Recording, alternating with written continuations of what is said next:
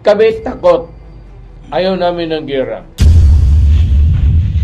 Mr. President, I am challenging you to go to Alonan with the other ships and repair it. A few moments later. Hindi mo kailangan ang presidente ang pupunta doon. Oh my God! Wow! Walang written sa amin pa na. During my relations with China during my term, walang written except yung mga trade. Any question? Okay, questions? Edith? Okay. Germelina Laporte from Inquirer. Mayor, I just want to know, sa inyong recollection po, was there a written agreement and was it binding? If you are looking into the documents, that means that there was a written agreement. I don't, ayunin? Yes, sir. And also, sir, Maraming agreement, Iha. When you're dealing with the foreign relations, maraming agreement yan. Not only with China, but with all of the mostly Asian countries. Hindi basta-basta na lang sabihin mo na once upon a time. About what Harry Roque, former spokesperson Harry Roque mentioned, that the agreement banned the gentleman agreement, parang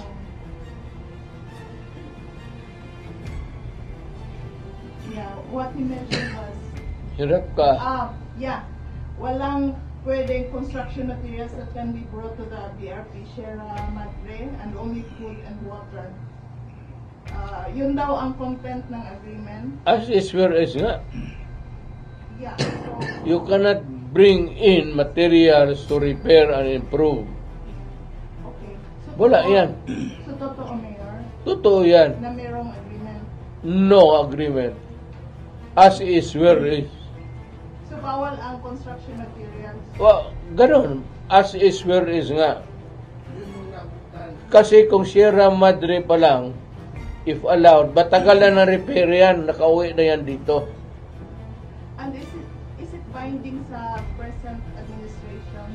Well, if it's brave enough, kaya gusto ko sabi ko, nandyan mo kaya yung Amerika, why don't the Philippine Navy get itong panghila at repair it? Or, wag na yan. Nandiyan pa kayang Amerika, occupy the islands and drive the Chinese away. Mayor, in the context of Secretary of State as was, given the as is where is, so the ship there will be allowed to rot in time because no repair is allowed, and which the President, which Marcos says, that is very alarming because if you cannot repair it, it will rot there, it will be destroyed, then we have nothing there. Kaya ito sabi ko kay Marcos, stop complaining and expounding on it. Do it and repair. Yan ang sasabi ko sa kanila. I challenge them, na sila man ang nasa gobyerno ngayon, di i-repair nila at gumawa sila doon ng mga bahay-bahay kung saan.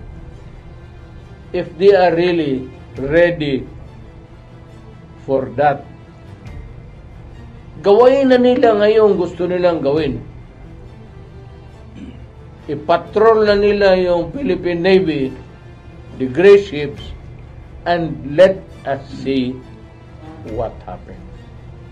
Tapos na kami.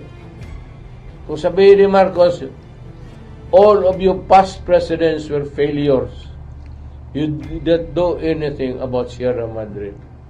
Mr. President, I am challenging you to go to Alonan with the other ships and repair it. Yan ang dapat following your subukan nila. Kami takot. Ayaw namin ng gera. Kung sa kanya, hindi ba kagera pagkos andyan yung Navy, di gawain mo. You have the ironclad guarantee of the Navy that they will, US Navy, that they will all die for the Philippines. Are we saying that the recent maritime cooperative cooperation exercises just a show of force, and even if Japan, Australia, Philippines, and the United States will collaborate to repair this Sierra Madre, still it's an exercise in futility? Would you take that risk? Go ahead. Bring in Japan and the rest of the ASEAN countries and let us see what happens. Are you saying there will be a bloodshed? The what? There will be a bloodshed. War. Wala akong sinabi. Sinabi ko lang subukan nila and see what happens.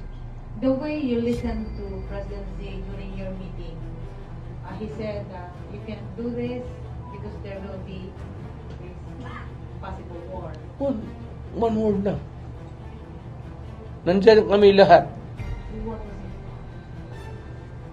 Do not do it because there will be trouble. It was heard by all. Sobar ko ito. So it was a stern warning from China.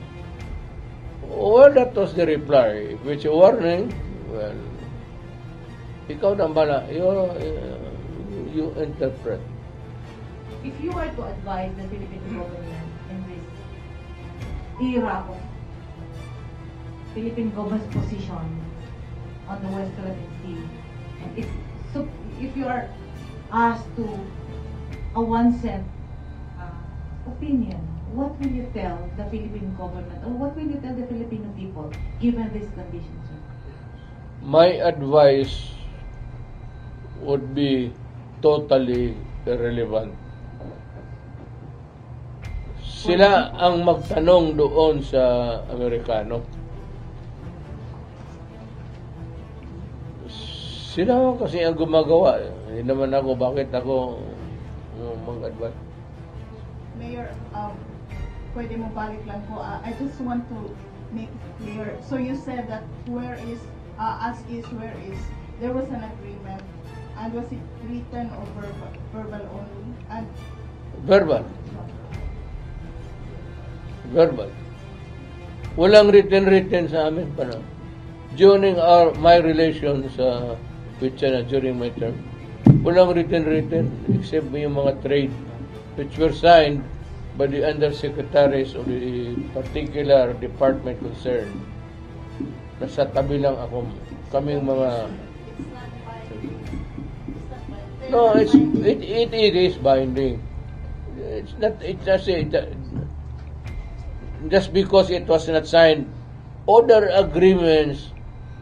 trade agreements signed are binding sa atin. Hindi man kailangan ang presidente ang pupunta doon. Okay. Thank you, General Lina. Sir, You cannot put to task the president to sign all agreements with all other countries because that would take.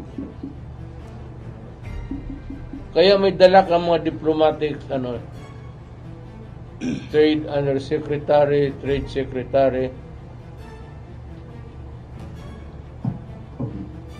Sir Al, I am just asking you to exactly, meron ka mang recorder, quote me exactly para walang misconceptions, misunderstanding.